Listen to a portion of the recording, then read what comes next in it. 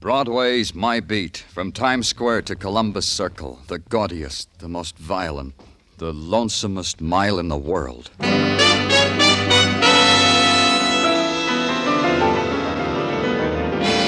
Broadway's My Beat, with Larry Thor as Detective Danny Clover.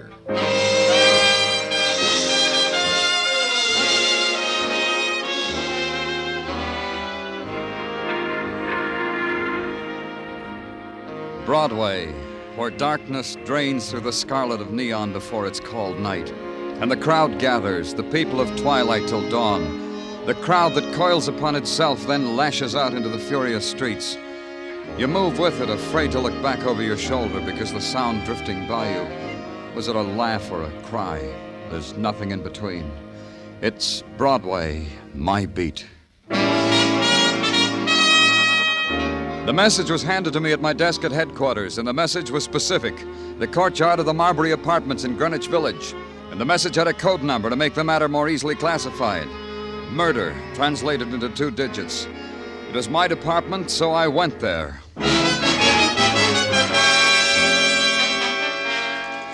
The courtyard, surrounded by slabs of building.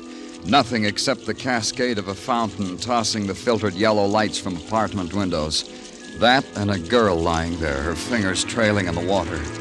And a woman standing beside her being angry about the whole thing. Well, I see you finally got here. I finally did. Who are you? Now it starts. Who am I? What am I doing here? What's this all about? How much of this is going to be in the papers? Probably all of it. You called the questions. Answer them.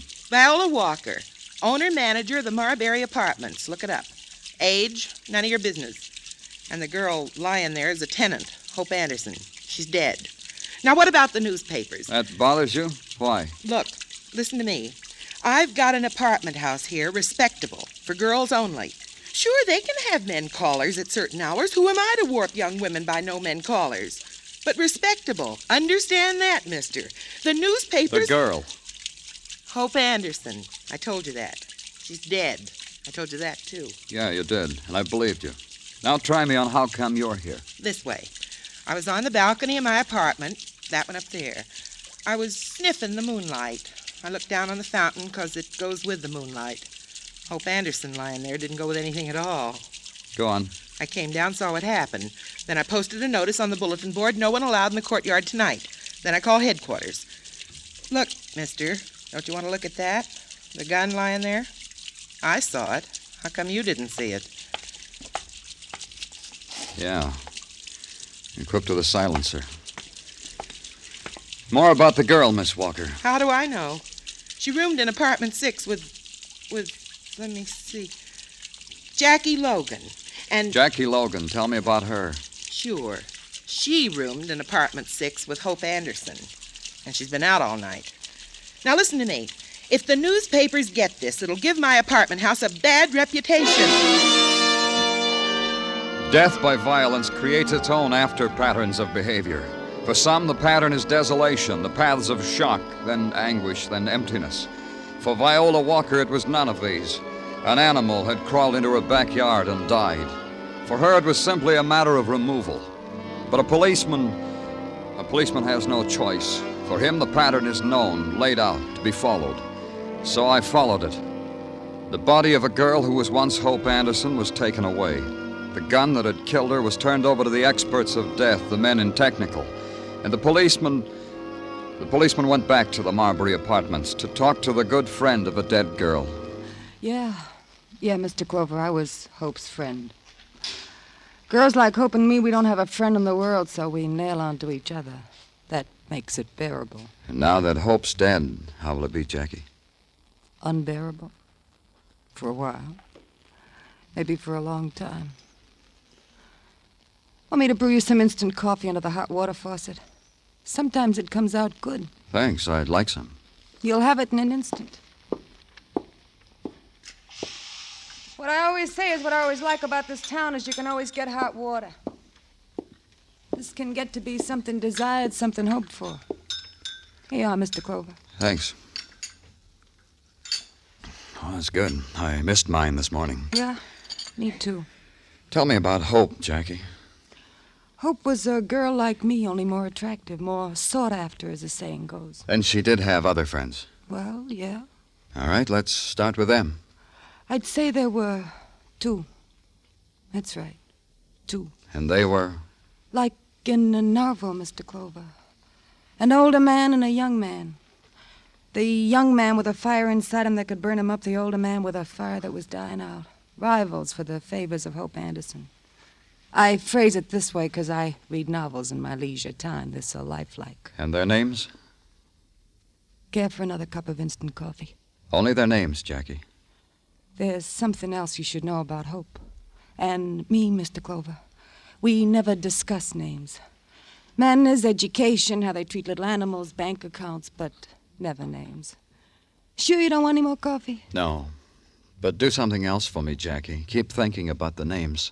And when you remember them, maybe it'll be better all round if you come to me at headquarters.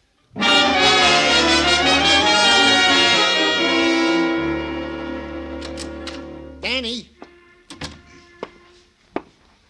Danny? Yeah? Hi. Oh, hello, Tartaglia. Hi. Okay. What about it? What did technical turn up with? Facts.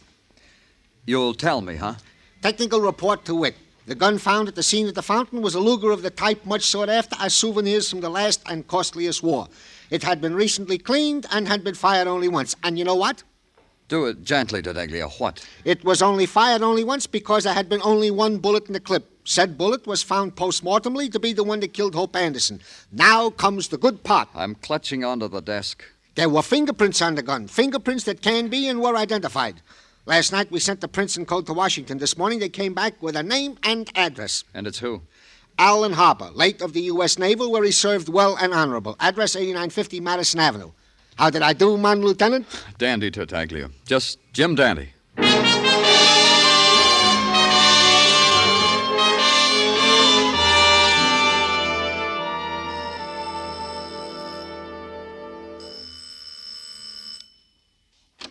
Yes? What is it? The doorman told me to ask at this apartment. I'm looking for Alan Harper. Alan is not here. Didn't the doorman tell you that, too? He did, but I need to find out for myself. I'm from... If you're a friend of Alan's, believe me when I tell you that he's not here. If you're not a friend, it would be rudeness to prolong this, wouldn't it? You didn't let me finish. I'm from the police. Oh, Alan's in trouble, then. I didn't say that.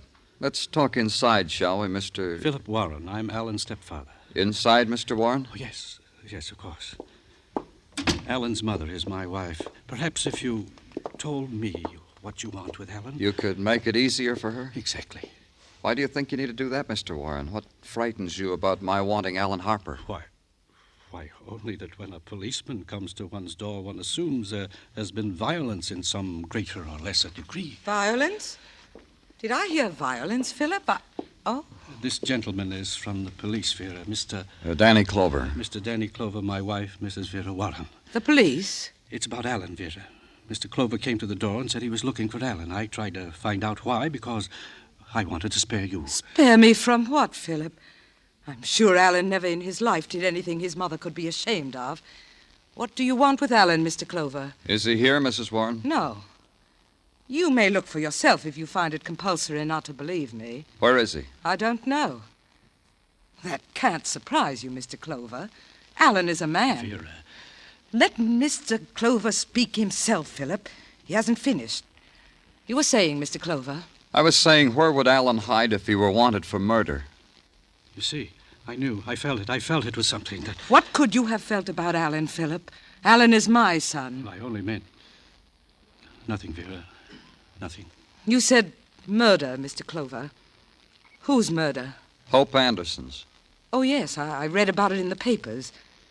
And you think Alan murdered that girl, this Miss Anderson? His fingerprints were on the gun that killed her. Nothing. Nothing will make me believe my boy is a murderer. And I don't know where he's hiding. Hiding, that's your word. May Alan forgive me for using it. Vera. Show Mr. Clover to the door, Philip. I'm sure we have nothing else to say. Yes, Vera. Come, Mr. Clover. Please, please. Mrs. Warren, if you know anything... Show me the door, Warren. One moment, Mr. Clover. Yes? Vera knows where Alan is. So do I.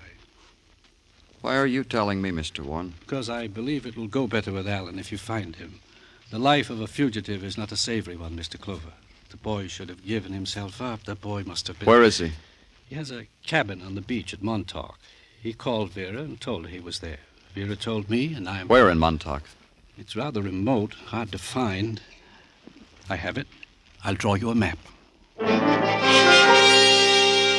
And he did, in a neat hand with landmarks and compass headings so that it would be impossible to miss the place. I stopped at a lunch counter for spud nuts and coffee until the Long Island train was ready to leave. At Montauk, there was no cab waiting, so I had to walk.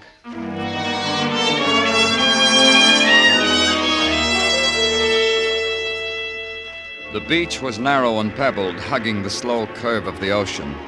And to the left, the high sand dunes, here and there flecked with the remains of an early season's bonfire. It was warm for early spring, and no movement but the pound and heave of surf and the spray. There was a speck down the beach. In a while, it became a cabin, and a figure standing there before it, a man dressed in flannel shirt and dungarees, no shoes. I walked up to him. Hello. Hello. Beautiful day, huh? Fine day for walking. Yeah, it is. You're Alan Harper? All right. Yeah, my name's Harper. Police? Uh-huh. You shouldn't have run, Harper. Whatever your story is, now it's a bad story. It's bad from the beginning. What happened? You and the girl, Hope Anderson. What reason did you have for killing her? None. That's why I didn't kill her. That's why my story's bad. I'll listen to it. She had just told me she was in love with me. Just then, at that moment, she made up her mind, and she was sure of it. And just then, at that moment, she died. How? Shot. I guess it was a funny popping noise. Hope fell, then something clattered at my feet. A gun, a Luger, somebody threw it there. I picked it up and tried to fire at someone who was running away. Nothing. No more bullets. There's someone. Did you see? Oh! Alan! The picture held for an instant, the boy clawing at his chest and the life spilling from him. And the pain, sharp and precise and focused, that pinched at my shoulder and flared out. And it wavered, dissolved. And I thought, lying there looking at the single pebble that somehow was in my outstretched hand, how red it was, how orange, how it spun like a million spinning lights. And there was nothing. Nothing at all.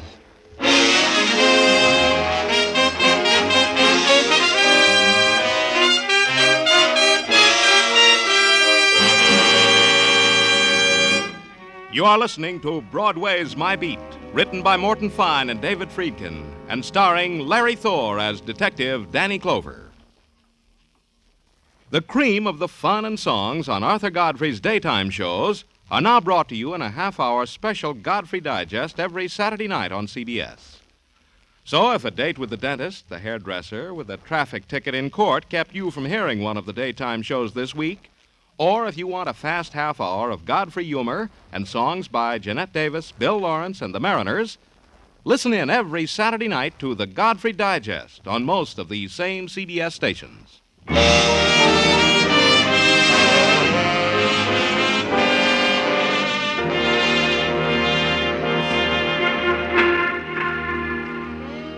Broadway is a carnival of shadows that walk the neon midway and scream when they've been cheated of an attraction. They bought it, they paid for it, it belongs to them, to the ravenous shadows. They told me Broadway felt that way about me. It made Broadway's front pages, they told me, how a kid found me on the beach at Montauk lying under a web of seaweed. How the body of Alan Harper was torn out of the fingers of the hungry tide. They told me how I'd been taken to a small hospital overlooking the sea. And Broadway was wounded because a spectacle like that should have been played in Broadway's own gutter. Then a quiet voice told me I had a visitor, Sergeant Gino Tartaglia.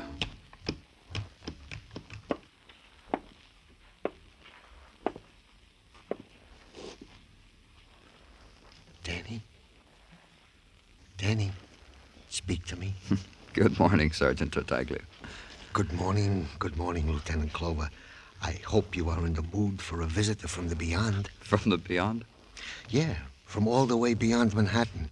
All my life I lived in New York. I never realized such a place like this existed in the outskirts. You can speak up, Tartaglia. I'm not dead.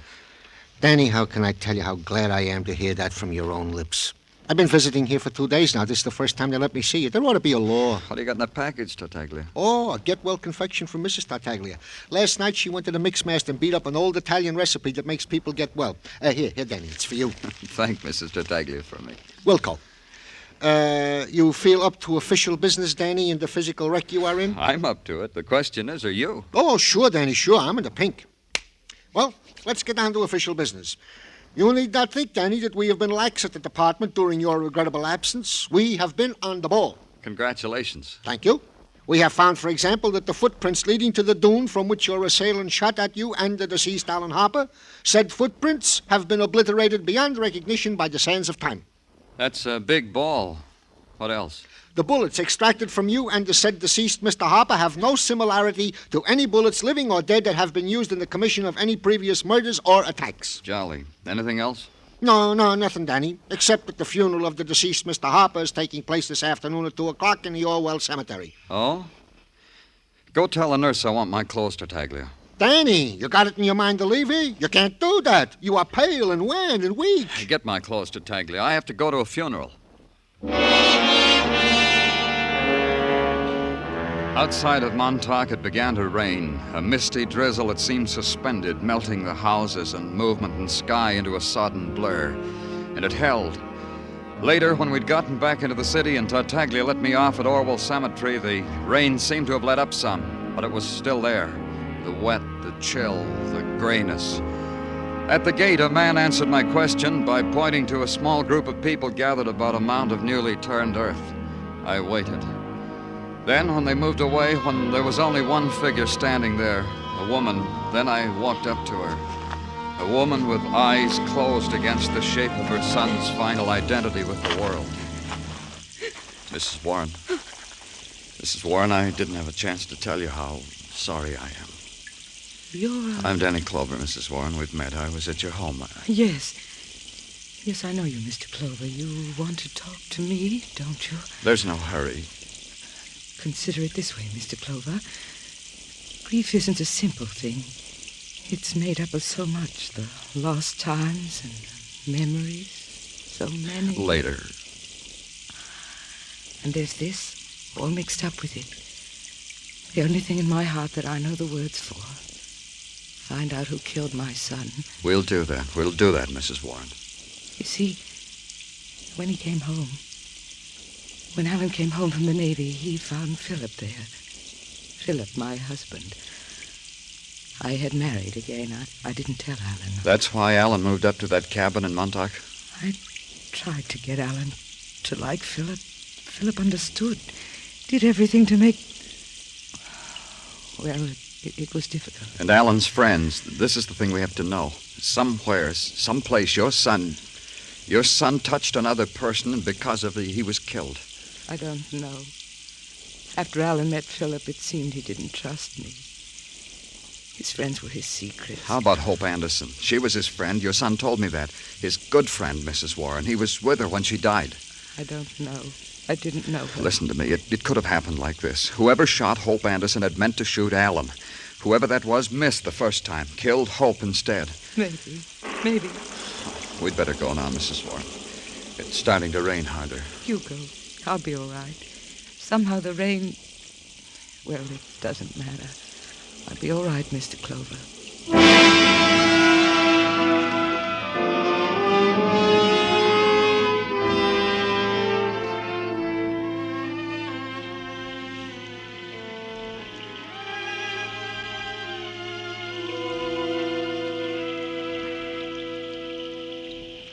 Hold still, Danny. I don't want the knot in your tie should look sloppy. There. Well, Danny, if I do say so myself, I feel much better now you are arrayed in dry clothes. Thanks for helping me change Tartaglia. My arm in a sling. What am I going to do with you, Danny? You rise out of a sickbed without permission. You go to a funeral, stand in the wet rain, get wet. Any one of these things could have waited. I wonder if she's still there, Tartaglia. I tried to take her home, but she wouldn't let me. Who, Danny? Mrs. Warren. It's still raining, Tartaglia. Exactly. And you are to stay out of Seine. You hear me, Danny? Okay. Good. Now I will bring you in a visitor who has been waiting to see you. Who?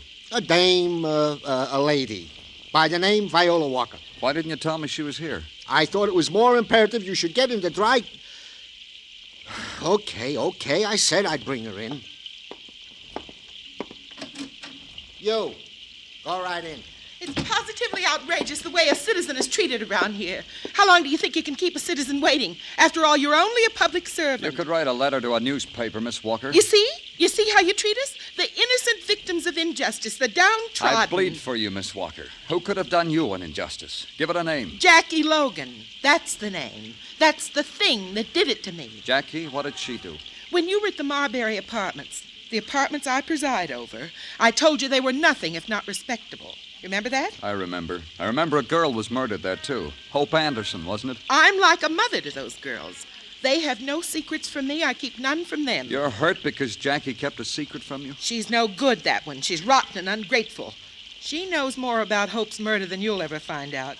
I wanted her to tell me about it, to talk it over like mother to daughter, so that we could both share it with you police. Thanks. And do you know what the snip did to me? She moved out, bag and baggage. And when I pleaded with her to come back, do you know what she did to me? You'll tell me anyway, won't you, Miss Walker? She slapped me and scratched my face. See? Look at this horrible scar. You've got to arrest her. Where is she? I made a point of finding that out. She's at the Kearney Hotel in the Bowery. A dirty, pest-ridden flea bag. Imagine. She left my elegant apartments for that. All right, Miss Walker. You can go now. But I'm not finished. I said you could go. Get out of my sight, Miss Walker.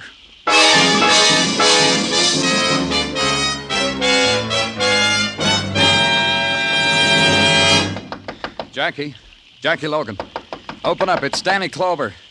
Jackie. Oh, come in. Yeah. The place was a mess. Like a big wind had ripped in through there and died.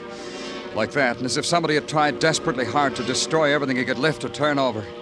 The bed had been slammed up into a corner and the headboard wrenched off so that the edge of the mattress touched the floor. And on it a girl, Jackie Logan, staring with unbelieving eyes. Thin lines of blood crisscrossed her face like some abstract design of horror. And over all of it, the pink and blue that stuttered through the window from a sign that read Kearney Hotel, your home away from home. Jackie, what happened? He'll die. I swear it, he'll die. Tell me, Jackie, who was it? I'll get you some water. Here, drink this. I can't. We'll get you to a doctor. Don't touch me. Later, then. Tell me about it. Nothing. I fell down. Look, someone tried to kill you. I fell down. Why didn't he kill you? Hope Anderson's dead and Alan Harper. Why didn't he kill you, Jackie? He thought I was dead. He beat me. He thought I was dead. Who? Tell me who. That's going to be my way. Because he thinks I'm dead, I got a good thing. Jackie, look, I can arrest you. Even with you like this, for withholding evidence. Don't you know that, Jackie? I'm delirious. I don't know what I said. Nothing happened. He beat you because you know something about him. Because you know he killed Hope Anderson. And why? Is that why you were blackmailing him, Jackie? I fell down. Don't you want to get back at whoever did this? I done that. Ask her. Ask Mrs. Warren. She... Oh, get me a doctor, Mr. Clover. The police ambulance came and took her away, and its siren was loud to cover the sound of her screaming. Then I went to the Warren apartment. The doorman told me that they weren't at home, that they'd gone somewhere, to Montauk, he thought. So I went there. This time it was night and rain, and the sounds of desolation that only the wind and the sea can shape. And finally, the cabin with its feeble yellow light washing against the darkness. Mr. Clover. Stand where you are, Mr. Clover. I came at the right time, didn't I? Mrs. Warren, maybe you'd better give me that gun. No, I was just showing it to my husband. See it, Philip. This is a souvenir of war Alan brought back. A Japanese revolver. It's clean and loaded. Alan was always a good boy. Neat. A good boy. Talk to her. Take it away from her. She doesn't know what she's doing. Don't try, Mr. Clover. Why don't you go over there and dry yourself by the fire? Mrs. Warren, I was just telling Philip that my son built that fireplace with his own hands, stone by stone. I've been showing Philip things that were a part of my son's life. Mrs. Warren, I've just left a girl who said she told you something over the phone, Jackie Logan. What did she tell you? She sounded very ill. as if she were in great pain. She was. She'd been beaten so hard that whoever did it thought she was dead. No. Oh, no. What did she tell you, Mrs. Warren? Was it that she was blackmailing your husband? What are you talking about? Are you out of your mind? You think us all out of our minds, don't you, Philip? Mr. Clover, me. How did you know that, Mr. Clover? I didn't, but it fits. Viola Walker came to me. Told me to arrest Jackie because Jackie'd slapped her face and left her bored in bed. When I saw Jackie, I knew it was more than that. Viola wanted in on something. Blackmail. Maybe she should have seen what blackmailing did to Jackie. But Philip saw, didn't you, Philip? Oh, there are so many things to kill you for, Philip. For wanting a girl my son loved. You didn't mean to kill Hope Anderson, did you, Warren? Of course he didn't, Mr. Clover. Not the girl, but my son. And finally he murdered Alan, tried to kill you, and that poor girl, Jackie. Oh, Alan. Watch her, Mr. Clover. This gun, Philip. Alan's gun. I'm going to kill you with Mrs. it. Warren. Mrs. Warren, give it to me. Don't stop me. Not that way. Give it to me. He's getting away. I said I'd kill him, and he's getting away. The gun. Warren, stop! Don't be a fool, Warren. All right, Mrs. Warren.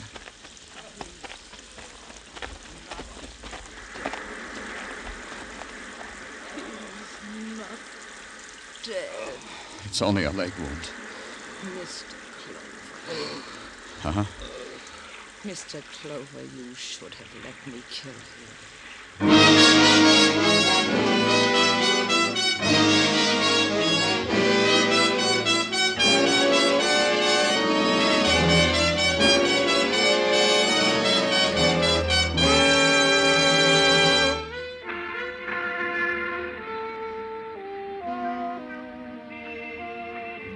Broadway, where the buildings of the night lean against the darkness in crazy, tilted angles. And walk carefully, kid, or you'll upset their balance. It's a street where you walk the high wire, else you gotta play it safe in a cage. It's Broadway, the gaudiest, the most violent, the lonesomest mile in the world. Broadway, my beat.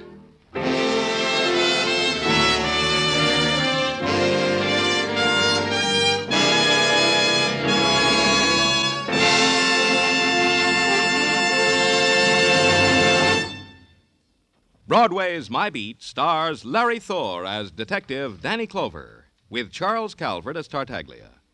The program was produced and directed by Elliott Lewis. The musical score was composed and conducted by Alexander Courage. The cast tonight included Francis Cheney, Jody Gilbert, Don Orrick, Ida Reese-Marin, and Herb Butterfield.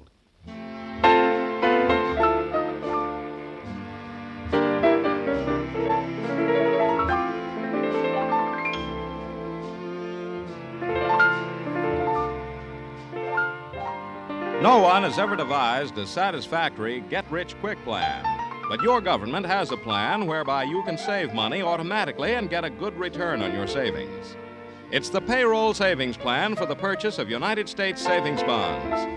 By means of this plan, your employer will set aside a small amount of money from your paycheck for the purchase of bonds. If there is no payroll savings plan where you work, or if you are self-employed, you can sign up with the bond-a-month plan at your bank. Under this arrangement, the bank buys a bond a month for you and charges it to your checking account. You'll find United States savings bonds are a profitable investment, and they're as safe as your government. Start buying United States savings bonds today.